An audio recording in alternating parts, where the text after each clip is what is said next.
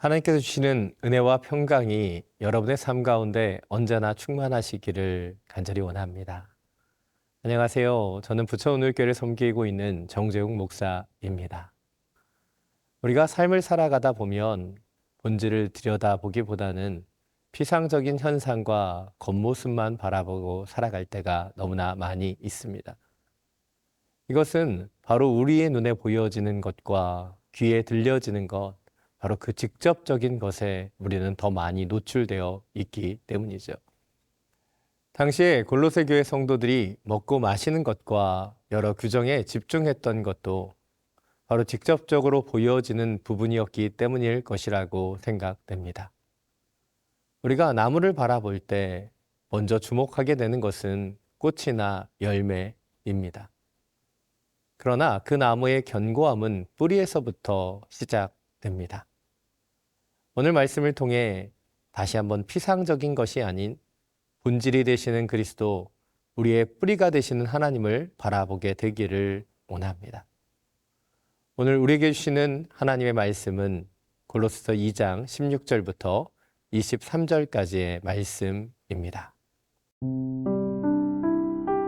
골로새서 2장 16절에서 23절 말씀입니다. 그러므로 먹고 마시는 것과 절기나 초하루나 안식일을 이유로 누구든지 너희를 비판하지 못하게 하라. 이것들은 장래일의 그림자이나 몸은 그리스도의 것이니라.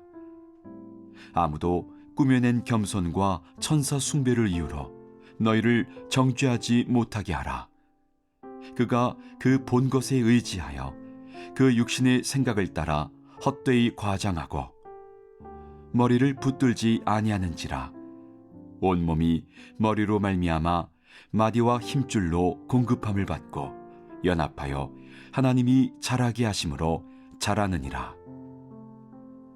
너희가 세상의 초등학문에서 그리스도와 함께 죽었거든 어찌하여 세상이 사는 것과 같이 규례에 순종하느냐. 곧 붙잡지도 말고 맛보지도 말고 만지지도 말라 하는 것이니 이 모든 것은 한때 쓰이고는 없어지리라. 사람의 명령과 가르침을 따르느냐. 이런 것들은 자의적 숭배와 겸손과 몸을 괴롭게 하는 데는 지혜 있는 모양이나 오직 육체 따르는 것을 금하는 데는 조금도 유익이 없느니라. 오늘 말씀에서 사도 바울은 먹고 마시는 일이나 절기를 지키는 것으로 다른 사람을 판단하지 말 것을 권면하고 있습니다. 왜일까요? 사람의 눈에 가장 잘 보여지는 것은 행동이고, 그러하기에 사람들은 이러한 겉모습의 행동을 보면서 판단하기 때문입니다. 다시 말해서 사람들은 음식을 먹는 것이나 절기를 지키는 것과 같이 보여지는 행위에 따라 서로를 판단한다는 것입니다. 그러나 행위만으로 모든 것을 판단할 수는 결코 없습니다. 똑같은 행동이지만 동기와 목적에 따라서 전혀 다른 가치를 가지기 때문입니다. 그런데 당시 골로새 교회에 들어와 있던 거짓 교사들은 율법주의자처럼 규례를 얼마나 엄격히 지키느냐를 판단의 기준으로 삼았던 것으로 보입니다. 그래서 사도 바울은 이렇게 규례만을 지키는 것은 영적인 실체가 없는 그림자에 불과하다고 가르쳐주고 있는 것입니다. 더 중요한 것은 그림자가 아니라 몸체인 것처럼 규정이 중요한 것이 아니라 그 안에 그리스도가 계시는가가 더 중요하다고 말하고 있는 것이죠. 그렇습니다. 사도 바울은 골로새 교회 성도들을 다시 그리스도께로 인도하고 있습니다. 꾸며낸 겸손이나 규정 준수, 육신의 생각이 아니라 그리스도로 연합되는 것, 그리고 그 안에서 자라나는 것을 강조하고 있는 것입니다. 행위 중심적인 율법주의는 우리를 판단과 위선, 그리고 교만으로 나아가게 합니다. 그러나 행위가 아닌 그 마음과 중심을 그리스도께로 돌아가게 하면 우리는 속사람에서 선함이 나와 우리의 겉사람까지 흘러가게 되는 것을 경험할 수 있게 됩니다. 누가복음 18장을 보면 바리새인과 세리의 기도가 나타납니다. 바리새인은 자신이 토색 불이 간음하는 자들과 같지 않고 세리와도 같지 않음을 감사하며 기도하지요. 또한 그는 그 자신의 행위를 자랑합니다. 일에 2번씩 금식하고 소득의 11조를 드렸다라고 그의 행동에 대해서 하나님 앞에 늘어놓고 있습니다. 반대로 세리는 하늘을 감히 쳐다보지도 못하고 가슴만 치며 하나님께 기도드리지요. 그런데 하나님은 누구를 의롭다고 하셨습니까? 하나님은 바리새인이 아니라 세리를 의롭다고 하셨습니다.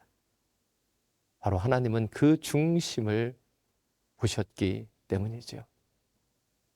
하나님은 단순히 그 행위만을 보시는 분이 아닙니다. 그 행위를 만들어내는 그 중심, 그 본질에 더욱 집중하시는 분이기에 세리의 기도를 받으신 것이죠.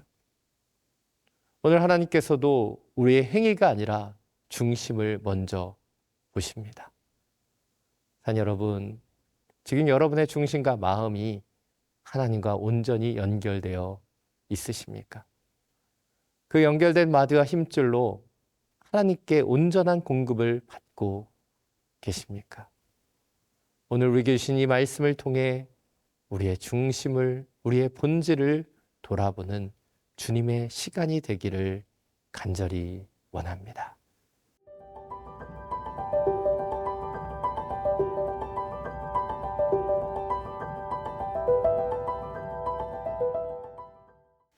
사도 바울은 오늘 보면 20절에서 너희가 세상의 초등학문에서 그리스도와 함께 죽었거늘 어찌하여 세상에 사는 것과 같이 규례에 순종하느냐라고 질문하고 있습니다.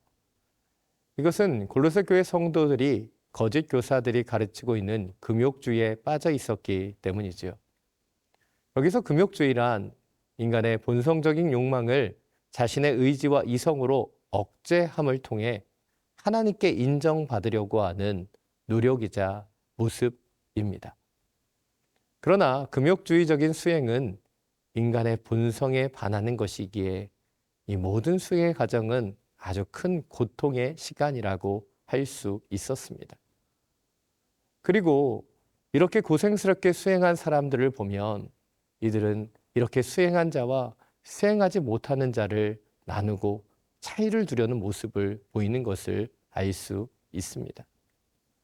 그러하기에 사도 바울은 이런 금욕주의적인 노력이 유익이 없다고 말하고 있는 것이죠. 왜입니까?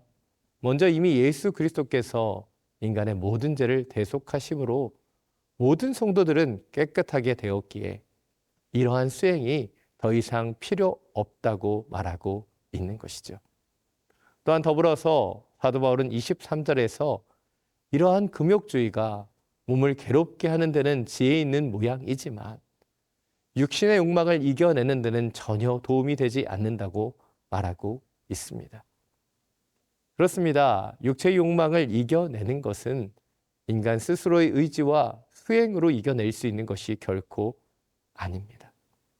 오직 성령이 우리 가운데 임재하실 때 인간의 육체의 소욕을 이겨내는 성령의 역사를 통해서 우리는 그것을 이겨내게 되는 것입니다. 로마서 12장 5절 6절은 말합니다.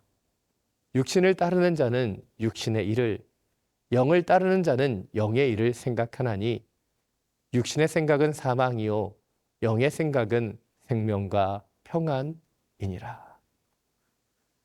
인간의 육신적인 금욕주의는 더욱 육신의 일을 생각나게 한다고 생각됩니다. 반대로 영을 따르는 자는 육의 생각이 아니라 영의 생각을 가지게 되는 것입니다. 알렉산더 맥크라렌 목사님은 이렇게 말씀하셨습니다. 우리의 마음속에 있는 동물의 목에 고삐를 맬 수 있는 유일한 것은 바로 우리 안에 있는 그리스도의 능력이다. 오직 예수 그리스도의 은혜와 성령의 역사만을 통해서 우리는 우리 안에 있는 육체의 욕망을 능히 제어할 수 있는 것이죠. 주님이시는 그 말씀과 그 성령을 통해 이 하루를 주님의 성령 안에 살아가게 되시기를 간절히 소망합니다.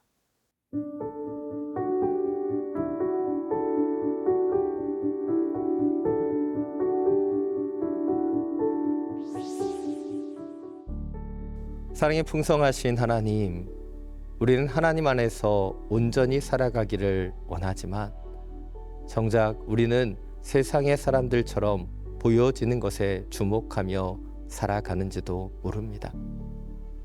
다시 한번 당신의 긍휼과 사랑을 부어 주셔서 피상적인 것이 아닌 본질이 되시는 하나님께 집중하게 하여 주십시오. 죄와 사망으로 나아가는 육신의 생각이 아니라 생명과 평안을 주는 영의 생각으로 우리를 채워 주시옵소서. 우리의 생명 되시는 우리 주 예수 그리스도의 이름으로 기도드립니다. 아멘.